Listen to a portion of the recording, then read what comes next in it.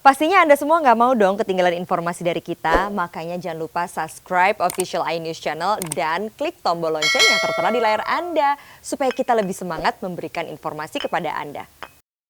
Para tenaga medis berhadapan langsung dengan pasien yang terjangkit COVID-19.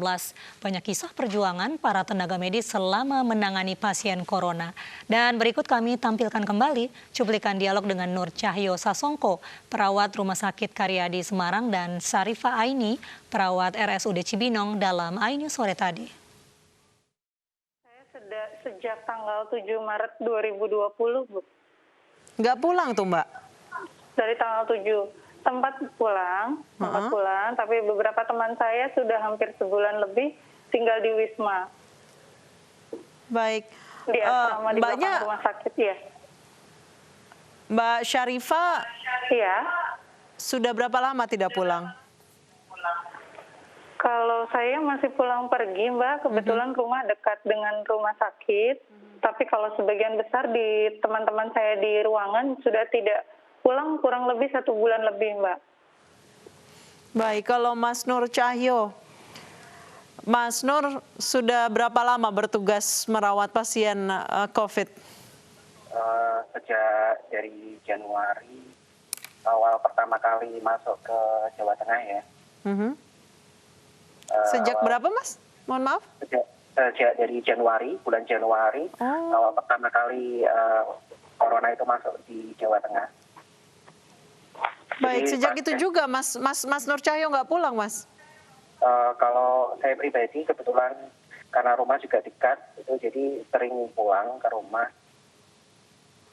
Baik, kayak Mas Nur Cahyo, Mbak Syarifah, setiap pulang ke rumah dengan riwayat Anda setiap hari memiliki kontak langsung kepada pasien positif COVID-19. Was-was nggak sih, Mbak, Mas? Takut nggak sih pulang ke rumah? Ya, kalau saya pribadi sebenarnya rasa takut dan kecemasan itu pasti ada, dan apalagi relatif sangat tinggi sekali ya di dalam benak kita, dalam hati kita tuh juga sangat takut apabila nanti suatu saat bisa menularkan kepada keluarga, apalagi istri dan anak-anak di rumah gitu. Akan tetapi dari kita sendiri kita sudah melakukan kewaspadaan standar, kemudian untuk melakukan APD, cuci tangan dengan lengkap. Insya Allah ya kita berpasrah kepada Allah, pastinya akan diberikan perlindungan seperti itu. Dan pastinya setelah habis jaga, biasanya saya pribadi itu sebelum pulang ke rumah, mandi dulu di rumah sakit 3 kali, banyak 3 kali bilasan, kemudian nanti sampai rumah juga mandi lagi, baru nanti kita kumpul sama keluarga dan anak-anak seperti itu. Baik, Mas Nur Cahyo punya anak kecil kebetulan ya? Ya. Itu pasti khawatir banget, Mas, untuk menyentuh anak Mas setiap hari pulang dari rumah sakit. Iya. Kalau Mbak Syarifah sendiri seperti apa? Setiap harus pulang ke rumah? Setiap pulang ke rumah? Iya, betul. Jadi sama seperti Mas Nur Cahyo tadi, saya kalau sebelum pulang, kebetulan saya dinas di ruang isolasi khusus COVID. Sebelum pulang saya harus mandi dulu, ganti baju, setelah itu baru pulang ke rumah, sampai rumah mandi lagi.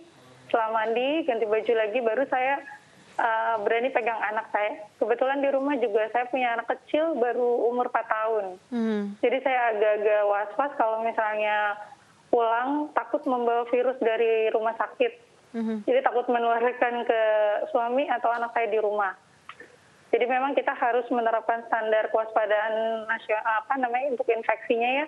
Jadi kita harus menggunakan APD, jangan lupa cuci tangan, jaga selalu kebersihan di rumah sakit, agar kita semua terhindar dari resiko penularan infeksi virus.